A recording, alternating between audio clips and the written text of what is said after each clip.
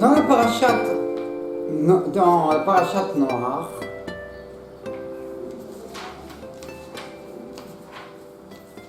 dans les premiers versets de la parasha, il est écrit ainsi, le verset 11, donc c'est au paragraphe 6 de Bereshit, de la Genèse, verset 11. Atisharet haaretz nitna Elokim, la terre, elle a été déviée de sa direction que lui avait donnée Akadosh Baruch Hu, devant Akadosh Baruch Hu, Vatimale haaretz ramas, et elle s'est remplie de ramas, de vol. Vayar Elokim, et il a vu Akadosh Baruch Hu, et haaretz v'nishchata, il a vu cette création, la terre, la planète, qu'Akadosh Baruch Hu il avait fait pour que les personnes qu'il avait créées se comportent et se rapprochent de lui. Et Inenishchata. Et voilà que la direction, la façon dont on utilisait ce que Akadosh Baruch Hu il a créé, ça allait à l'encontre de la volonté divine. Qui shrib kol basar et darko à l'arrêt, parce que les personnes, même les animaux, avaient changé leur voie sur la planète. Il nous dit, Rashi, Atisharet, Lachon Erva, c'est qu'il faisait les cestes, Avodat Elinim, et qu'il servait des dieux étrangers. Donc il y avait 3 fautes: l'inceste, le service des idoles et le vol. Puisque on voit dans ces versets que une des fautes qui a entraîné le Maboul, qui a entraîné le déluge, c'était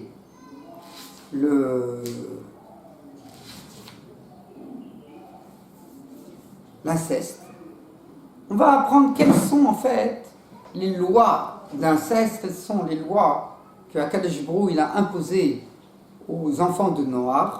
Ça veut dire c'est les mêmes lois qu'avait Adam et Chava.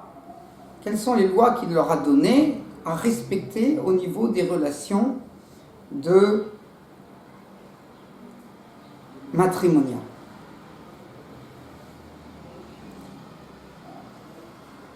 Dans la Gemara Sanhedrin, à la page 58 au recto, on nous rapporte un enseignement des sages, une braïta, ça s'appelle des braïtot, c'est un enseignement des sages, qui nous dit, qui utilise le verset, on a un verset dans la première parasha, la parasha Bereshit, c'est le verset 24, c'est paragraphe 2, verset 24. Quand Akadosh Baruch Hu il a créé la femme, il a endormi Adam Rishon et il a pris une de ses côtes et il a construit la femme, il a construit Chava par l'une des côtes de Adam Rishon et ensuite il lui a présenté, et donc c'est de Chava et de Adam Rishon que sont sorties toutes les générations. On dit, le verset nous dit, Alken yazov ish et aviv et imo. C'est pour cela qu'un homme, il va laisser son père et sa mère. Vedabat bishto, il va être avec sa femme. Vayu le basar echad, et ils seront le basar echad, et ils seront une seule chair à travers leurs enfants. Ça, c'est la façon dont on comprend le verset tel qu'il est écrit. Maintenant, on apprend autre chose de ce verset. Alken yazov ish et aviv vetimo. Il nous dit la braïta, et aviv vetimo. Rabbi Eliezer, il nous dit aviv. Que veut dire le verset aviv? C'est quoi son père? Il demande son père. Arot aviv. C'est la sœur de son père. C'est-à-dire pour dire que Yaazov, il doit abandonner, il doit laisser, c'est-à-dire qu'il ne pourra pas épouser la sœur de son père, sa tante par son père. Imo, sa mère, Arot Imo, c'est la sœur de sa mère. Rabbi Akiva Omer, Rabbi Akiva il dit, non, Aviv, son père, Eshet Aviv, c'est la femme de son père. C'est-à-dire qu'il n'est pas sa mère, ça doit être la deuxième femme. Imo Mamash, c'est sa mère, c'est vraiment sa mère, Imo Mamash, et en fait, Rashi, il nous explique que Imo, elle est interdite parce que c'est Eshetish, c'est interdit d'aller avec la femme de son prochain. Alors si sa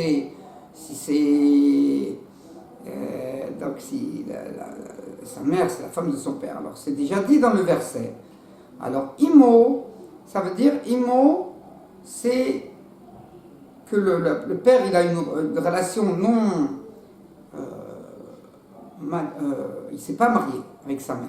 Il a connu sa mère, mais il ne s'est pas marié avec sa mère, il a eu un fils. Donc cette femme-là, qui n'est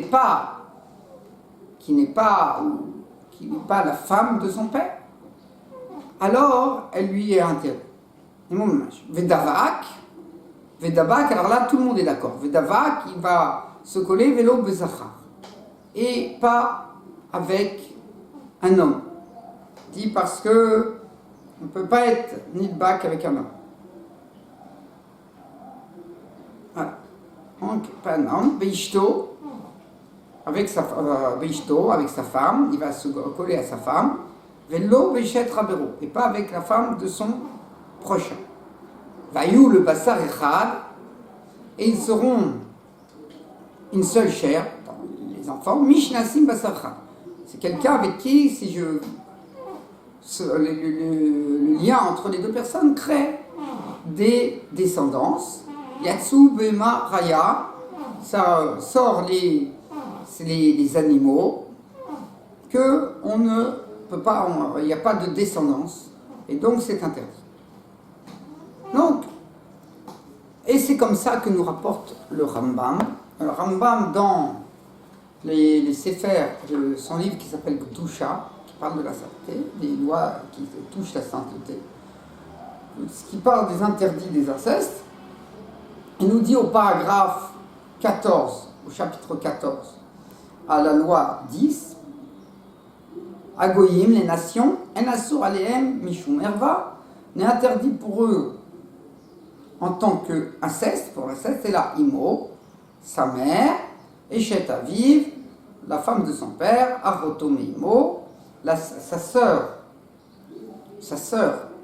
du côté de sa mère, Veishetish, la femme du prochain, Zahor, un homme n'a pas le droit d'aller avec un homme, ou Behema, et les animaux, comme j'expliquerai dans un autre endroit de cette grande œuvre, de ce grand livre qui s'appelle Yad HaRazaka, le Mishneh Torah du Rambam. En fait, ici, le Rambam nous rajoute encore un autre interdit d'inceste, qui est la sœur du côté de son père. D'où est-ce qu'on apprend? On l'apprend d'Avraham Avinu. On a un verset dans la paracha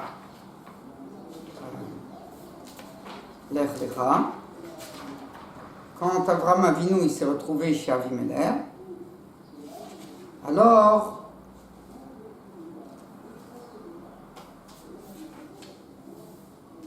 il s'est trouvé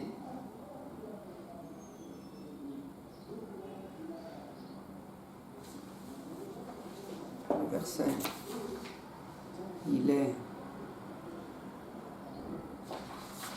paragraphe Kaf, c'était chez Avimelech, c'est pas Lech, excusez-moi, c'est dans Vayera. Donc quand il s'est retrouvé chez Avimelech, il a dit à Avimelech que c'était sa sœur. C'est parce que Avraham Avinu, il avait peur des gens. Les gens, à l'époque, quand une personne allait avec sa femme et qu'elle était jolie, alors on était prêt à tuer le mari pour épouser la femme. Alors, partout où il allait, il disait à sa femme, ne dis pas que t'es ma femme, dis que t'es ma sœur. Comme ça, moi, on ne me tuera pas si jamais il va nous faire des problèmes. Donc Avimelech, il a voulu se marier avec Sarah, et il lui est arrivé tout un tas de choses. Ensuite, il lui a rendu Sarah, et il a dit, mais je ne comprends pas, moi, tu m'as dit que c'était ta sœur. Alors il a dit, Gam Omna, il a dit, en fait, en vérité, Achoti Batavi, c'est ma sœur du côté de mon père, Arlo Batimi, mais elle n'est pas c'était pas la fille de ma mère, Ili le Isha. Et ça a été, et je l'ai épousée. Alors le verset, quand on voit que Rabbi Eliezer, il a interdit la sœur de son père, alors Rachid dit ici, il a interdit la sœur de son père, c'est Kol Shekel Makoto, c'est a fortiori, il a interdit aussi sa sœur, parce que la sœur de son père est plus éloignée de lui que sa sœur, donc si la sœur de son père elle est interdite, c'est sûr que sa sœur aussi est interdite. Donc on comprend que la sœur d'une personne est interdite selon Rabbi Eliezer. Par contre, pour Rabbi Akiva, non. Alors, on pose la question à la Gemara, elle a posé, donc dans cette page 58, mais au verso, elle a posé la question que la sœur est interdite. On voit, puisqu'il s'est justifié que ce n'était pas la sœur du côté de son père, que pas du côté de sa mère, donc on voit que la sœur du côté de la mère, elle est interdite. Asura Betisbera, la passou qui dit, mais tu crois vraiment que c'était sa sœur? C'était pas sa sœur, c'était la fille de son frère. Et comme c'est la fille de son frère, il n'y a pas de différence, que ce soit la fille du côté de la mère ou la fille du côté de la femme, donc du père, du frère d'Avraham Avinu, ou du côté seulement de son frère, d'une femme étrangère. Elle lui est permise.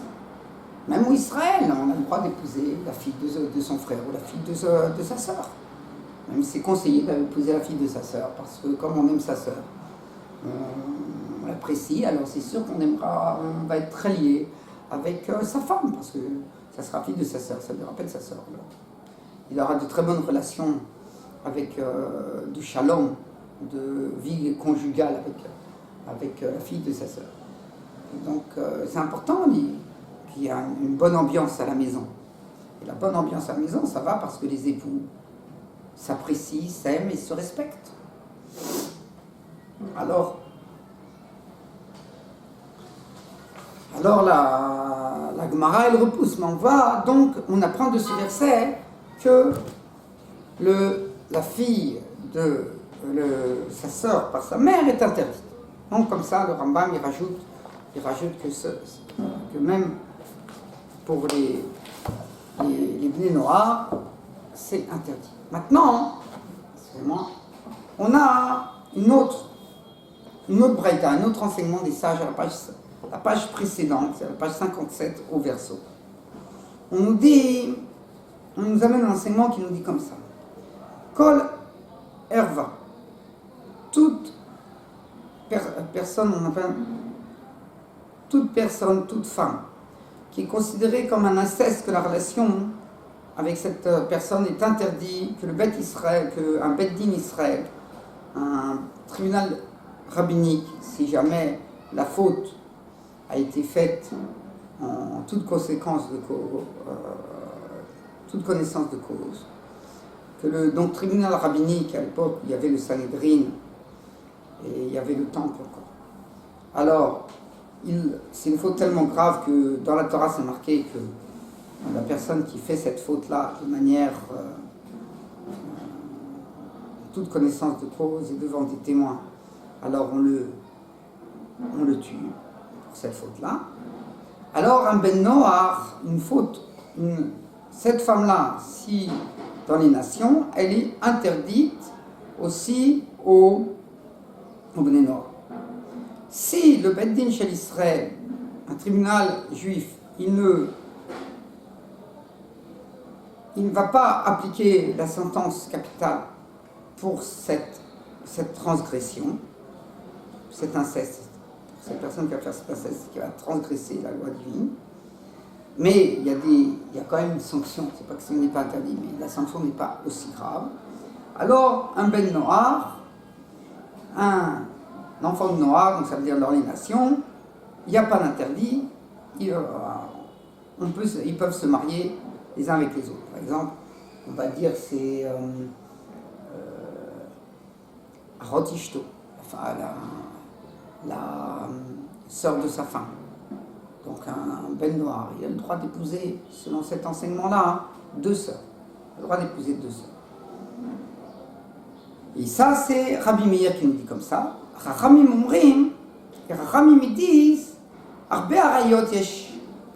Les Bnei Noirs, les nations, ils ont beaucoup d'inceste, ça veut dire de relations interdites, qu'Akadosh Baruch Hu leur a interdit.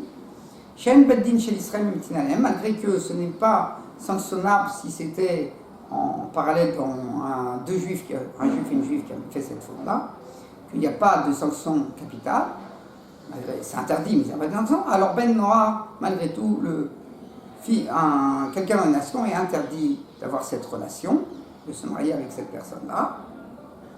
Et Rashi nous dit que la Gemara continue en fait, elle nous dit Vanu en lanu. La Gemara nous dit Vanu en lanu, et nous on a la seule différence qu'il y a entre les interdits d'inceste chez les nations, les interdits d'inceste dans le clan d'Israël, ce n'est que la Nea Marwasa. La Nea Marwasa, c'est une jeune fille qui est déjà réservée à un homme, mais elle n'est pas encore été mariée, que chez le clan d'Israël, c'est complètement interdit d'aller avec cette femme-là, et dans les nations, c'est permis. Ça veut dire qu'elle a le droit de changer de direction, elle n'est pas obligée de rester baisée, malgré que ce n'est pas encore sanctionnable, puisque ce n'est pas encore sa femme. C'est pas forcément très très joli. Aval, c'est pas sanctionnable. C'est pas une faute dans les nations. Donc on voit ici, cet enseignement-là, il va complètement à l'encontre de l'enseignement qu'on a vu précédemment, puisqu'il va interdire au Bnei Noir sa belle-mère, la mère de sa belle-mère, sa femme, c'est sûr, la fille de sa femme, la petite fille de sa femme, la fille de son fils, etc., etc. Ça va faire beaucoup d'interdits. Alors,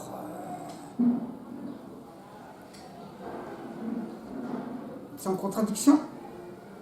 Alors, ensuite, on a un autre enseignement encore. On a un enseignement qui nous dit que un guerre, une personne qui se convertit, et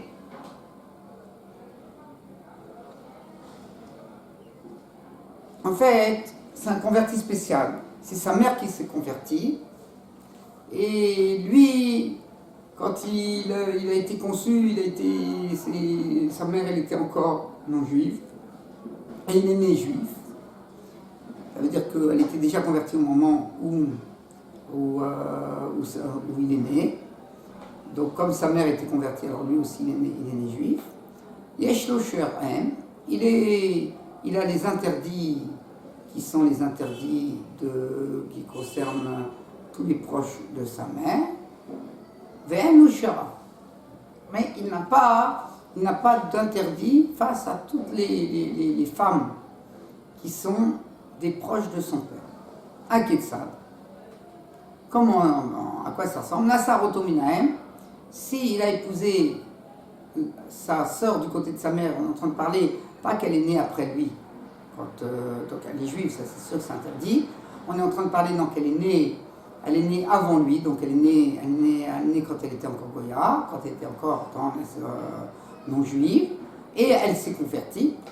Alors, qu'est-ce que ça fait? Alors Rachid nous explique qu'un non-juif, quand il se convertit, il est considéré qu'il vient de naître au moment de sa conversion. Donc ça veut dire que toutes les relations qu'il avait avec ses proches, toutes les femmes qui sont des proches de sa famille, et que lui s'est converti, puisqu'il est considéré qu'il vient de naître, donc il n'a plus aucune relation de proximité familiale avec toutes ces personnes-là. Et donc si, voilà, la sœur par exemple du côté de sa mère, Léa, avant de se convertir, elle a eu un garçon et une fille. Donc les deux garçons, donc la fille, elle se convertit, elle était plus grande, elle s'est convertie, lui, il est né après. Alors, en fait, de la loi de la Torah, il pourrait épouser cette fille-là, mais puisque les Rabbanan lui ont interdit d'épouser cette femme-là, et on dit pourquoi, pour qu'ils ne disent pas, moi quand j'étais non-juif, j'avais pas le droit d'épouser cette femme-là. À cause que la Torah, elle veut que les familles, les relations de famille, les liens de famille soient d'une certaine manière, donc on ne permet pas un mélange entre les personnalités de la famille. C'est pour ça que la Torah, elle a interdit aux Némoirs, dans les nations, elle a interdit qu'un homme il épouse sa sœur, ou ici on voit sa sœur, donc parce que, du côté de sa mère, parce que sinon la relation, ensuite ça va faire des relations matrimoniales un peu spéciales. Voilà. Par contre, la sœur du côté de son père, il n'y a pas de problème. Pourquoi? Elle est. Alors, du côté. Parce que, alors, Rachid nous explique, c'est que comme dans les nations, les liens de famille, le papa, il allait un petit peu avec tout le monde, alors, on ne sait pas, c'est pas sûr que ça peut être sa sœur ici, c'est par exemple deux jumeaux qui sont, il y a un homme, il est né avec une jumeau. Donc c'est sûr c'est sa sœur. Mais deux jumeaux, en général, si c'est pas deux jumeaux, c'est deux personnes qui ont dit que ça va être du même papa. On voit quand il y a eu la plaie des premiers-nés en Égypte, dans une famille, il y avait 10 enfants dans la famille chez l'Égyptien, et les 10 ils sont morts. Je vous l'ai dit que les premiers-nés, pourquoi les 10 sont morts? Alors, la Gemara, elle explique là-bas que chaque enfant, c'était le premier-né de son père par rapport à cette femme-là. Ça veut dire que cette femme-là, elle avait son mari, et puis elle avait été avec 10 autres hommes, et donc elle avait 10 premiers-nés. Bon, ça se disait pas. Et au moment où il y a eu la plaie des premiers-nés, eh ben, ils sont tous, les 10, ils sont morts. Ça a révélé ce qui se passait en Égypte. Donc, puisque c'est comme ça que ça se passait, qu'une femme, elle garde tout ce qu'elle pouvait faire si elle avait trouvé quelqu'un d'autre bien, alors elle ne disait pas à son mari, elle faisait des choses pas très très jolies, alors on voit qu'on ne peut pas être sûr qui c'est le papa. Par contre, la maman, c'est sûr, on sait, hein, au moment où elle était à l'hôpital pour accoucher, alors on sait qui c'est, que ça, c'est l'enfant d'une telle. Alors, c'est pour ça qu'il n'y a pas de relation patrimoniale, ça veut dire que la sœur qui n'est que du côté du père, pas de la mère, alors elle est permise. Donc là, puisque c'est permis dans les nations, alors c'est quand il va se convertir, il peut l'épouser aussi parce qu'il ne va pas dire. Parce que tout le problème, c'est qu'il dit, pourquoi c'est plus sa sœur? C'est plus sa sœur parce qu'il vient de se convertir. Mais lui, c'est pas tout le monde ne comprend pas ça, donc il va se dire, pourquoi ça m'est permis? C'est toujours ma sœur. Et là, c'est sûr qu'il a toujours des relations sentimentales. C'est sa sœur, c'est une proche quand même. Mais au niveau des lois par rapport à la Torah, ce n'est plus considéré pour lui interdire cette personne au mariage. Donc, Minatora. Alors, malgré tout, Raza, ils ont dit qu'elle lui est interdite pour pas qu'il vienne à dire qu'on avait plus de doucha, plus de santé quand on était non-juif que quand on était juif. Il ne va pas comprendre que c'est parce qu'en fait, c'est comme s'il est né de nouveau. Voilà, comme ça nous dit. Alors de là, on voit qu'il y a un certain nombre de femmes qui lui sont permis. Et on a dit avant qu'elles sont interdites. Alors, la Gemara, elle nous dit que cet enseignement qui parle du converti, les femmes qui lui sont interdites, alors c'est un enseignement au nom de Rabbi Eliezer, et le premier enseignement de Rabbi Meir au nom de Rabbi Eliezer, et le premier enseignement, c'est un enseignement de Rabbi Meir au nom de Rabbi Akiva. Et c'est quoi cette discussion de Rabbi Eliezer et Rabbi Akiva? Et on nous cite l'enseignement que je vous ai cité au préalable, au début de ce cours, qui était l'enseignement que Rabbi Eliezer, il interdit la sœur de son père et la sœur de sa mère, et Rabbi Akiva, il interdit sa mère et la femme de son père, etc. C'est étonnant, on n'a pas l'impression de voir que Rabbi Meir, il tient comme Rabbi Eliezer ou Rabbi Akiva, ou Rabbi Akiva, il n'interdit pas toutes les... Il n'y a pas marqué dans le verset, dans Bereshit, il n'y a pas marqué qu'on interdit toutes les femmes qui sont par rapport à un juif, qui lui sont interdites et que s'il fait la relation, il fait la vera avec la transgression avec elle, alors il est sanctionnable de la peine capitale. Où c'est marqué, où c'est écrit dans le passage?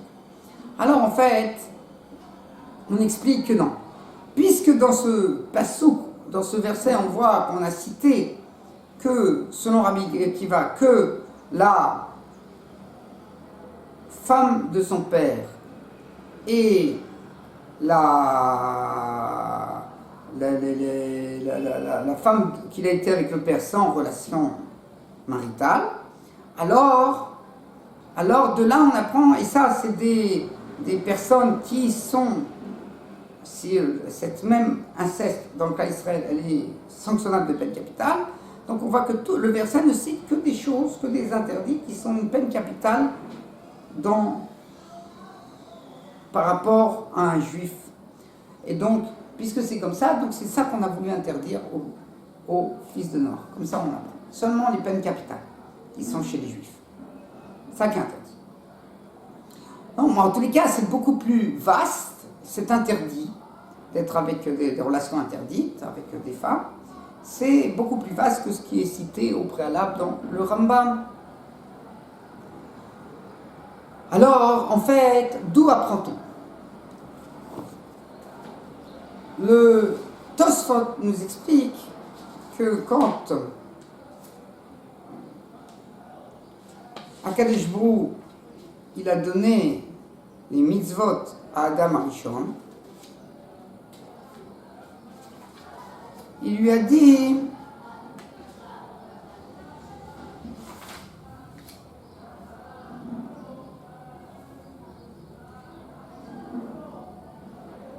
Vayetzav Hashem Elohim, il a ordonné, c'est paragraphe 2 donc dans la Genèse, c'est le 16e verset, verset numéro 16. Vayetzav Hashem Elohim, il a ordonné Hashem, à Kadosh Baruch Hu, à la Adam, il sera Adam le premier homme, les morts, pour dire Mikol et Sagan Achol Torah. De tous les arbres du jardin, d'Éden, Achol Torah, tu pourras manger, ou mettre Sadat Tovara, le Torah Mimenu, et l'arbre qui on peut devenir intelligent, on va dire, on peut comprendre la différence entre le bien et le mal. Pas intelligence, un arbre, on pouvait comprendre la différence entre le bien et le mal. L'autre Torah ne mangera pas. Alors, en fait, la Torah, elle nous explique que le mot les morts, ce mot les morts qu'il y a dans le Passouk, c'est pour nous dire que il est interdit à un homme, à Adam Rishon, il est interdit de faire l'inceste. Parce qu'on a un autre verset dans la Torah, qu'on a les morts, que En Ishla Ish et Ishto, les morts, qu'un homme il va renvoyer sa femme, donc il va dire ça à sa femme, et elle va se marier. Donc de là on apprend que de ce verset de divorce, que les morts c'est les arrières. Maintenant on ne nous a pas dit dans ce passouk les morts. Quels sont les incestes qui sont interdits au nez noir? Donc comme c'est pas cité, les Rabbanan disent, puisqu'on apprend de là que Adam Rishon, il a été ordonné de ne pas faire l'inceste et que c'est pas cité, c'est quoi? Il n'y a pas de définition, donc on l'apprend d'une autre paracha dans la Torah.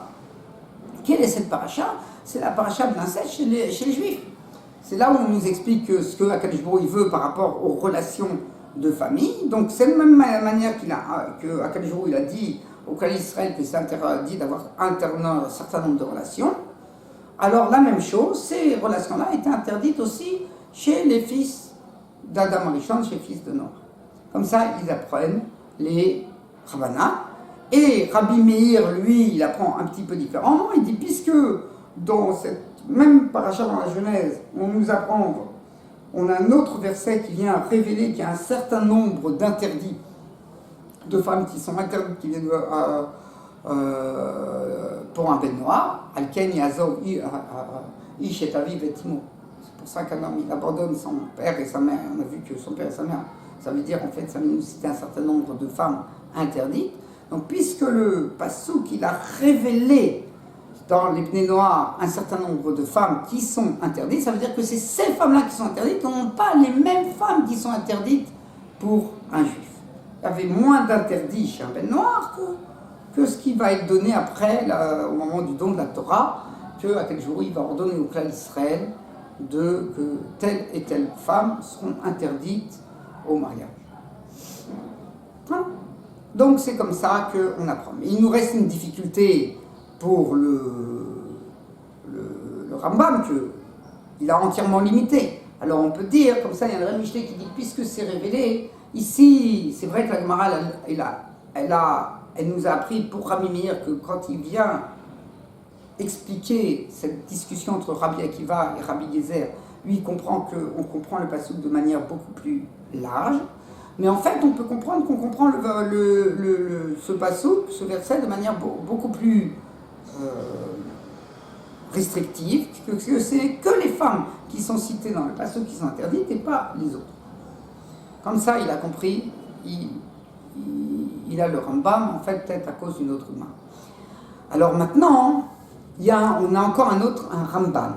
Selon Rashi, il sort que selon Rashi, selon Rabbanan, que toutes les femmes qui sont interdites pour un juif, elles sont interdites à un non-juif. Donc toutes ces femmes-là, s'il y avait des relations qui étaient interdites, qui ont été faites au moment du Maboul, elles ont entraîné le déluge.